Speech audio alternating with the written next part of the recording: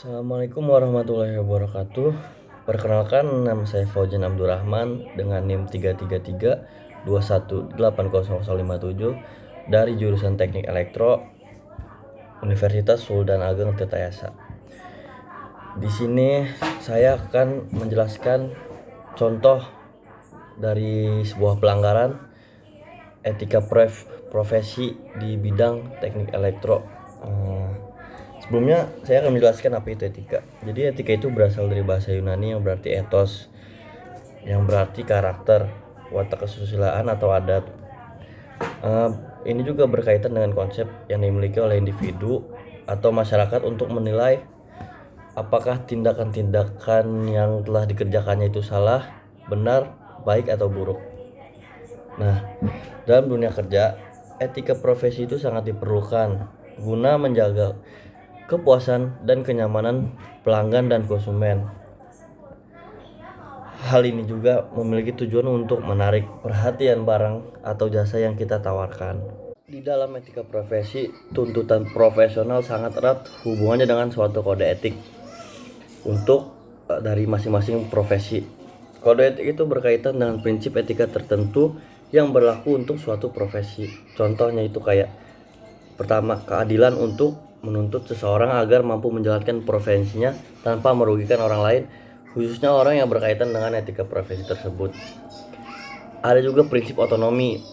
Seseorang profesional membutuhkan kebebasan sepenuhnya untuk menjalankan profesinya, dan juga integritas moral. Nah, integritas moral profesional dituntut untuk memiliki konsep komitmen pribadi untuk menjaga kepentingan profesi dirinya dan juga masyarakat. Nah, salah satu pelanggaran dari etika profesi di bidang tenaga listrik atau di bidang elektro itu contohnya pada PT Perusahaan Listrik Negara.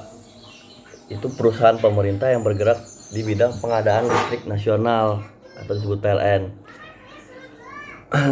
Usaha PLN termasuk ke jenis monopoli murni. Hal ini ditujukan karena PLN merupakan penjual atau produsen tunggal, produk yang unik tanpa barang pengganti yang dekat, serta kemampuannya untuk menerapkan harga berapapun yang dikehendakinya. Dalam pasal 33 UUD 1945 menyebutkan bahwa sumber daya alam dikuasai negara dan dipergunakan sebesar-besarnya bagi kemakmuran rakyat, sehingga dapat disimpulkan bahwa monopoli pengaturan, penyelenggaraan, penggunaan, persediaan, dan pemeliharaan sumber daya alam serta pengaturan hukumnya ada pada negara. Pasal 33 mengamanatkan bahwa perekonomian Indonesia akan ditopang oleh 3 pemain utama, yaitu koperasi, BUMN atau BUMD, badan usaha milik negara maupun daerah dan swasta yang akan mewujudkan demokrasi ekonomi yang bercirikan mekanisme pasar serta intervensi pemerintah serta pengakuan terhadap hak milik seseorang. Nah, contoh kasus pelanggarannya yang dilakukan oleh PT PLN ini pada fungsi PLN sebagai pembangkit, distribusi dan transmisi listrik mulai pecah. Kenapa? Karena dari pihak swasta diizinkan berpartisipasi dalam upaya pembangkitan tenaga listrik, sementara untuk distribusi dan transmisi tetap ditangani oleh PT PLN.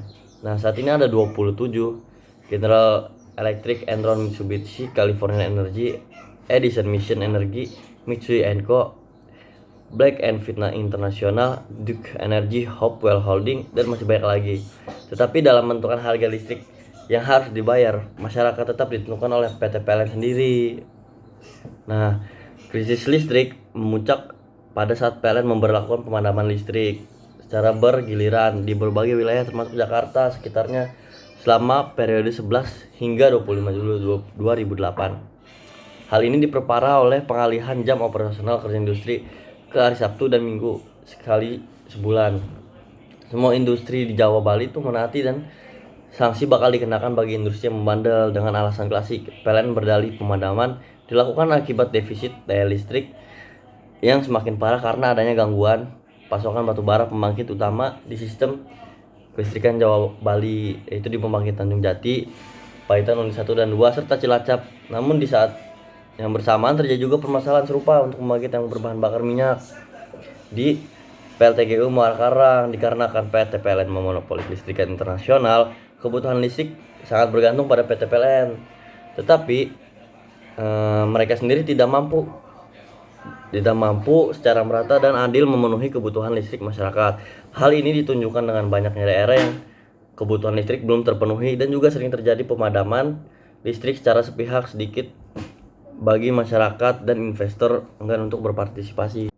Jadi contoh kasus pelanggarannya itu pada PT PLN itu telah melakukan tindakan monopoli yang menyebabkan kerugian pada masyarakat. Tindakan PT PLN ini telah melanggar Undang-Undang Republik Indonesia Nomor 5 tahun 1999 tentang larangan monopoli dan persaingan usaha tidak sehat. Untuk memenuhi kebutuhan listrik bagi masyarakat secara detail, adil dan merata, ada baiknya pemerintah membuka kesempatan lagi bagi investor untuk mengembangkan usaha di bidang listrik. Akan tetapi pemerintah harus tetap mengontrol dan memberikan batasan bagi investor tersebut sehingga tidak terjadi penyimpangan yang merugikan masyarakat, atau pemerintah dapat memperbaiki kinerja PT PLN saat ini sehingga menjadi lebih baik demi tercapainya kebutuhan dan kesejahteraan masyarakat banyak sesuai amanat UUD 1945 pada pasal 33. Sekian contoh dari pelanggaran kasus dalam ketenagaan listrik ini diambil dari www.lingkarnews.com. Mendagri tentang PT PLN seharusnya tidak monopoli listrik. Sekian dari saya Fajrin Abdurrahman, kurang lebihnya mohon maaf. Wabillahi taufiq wal hidayah. Wassalamualaikum warahmatullahi wabarakatuh.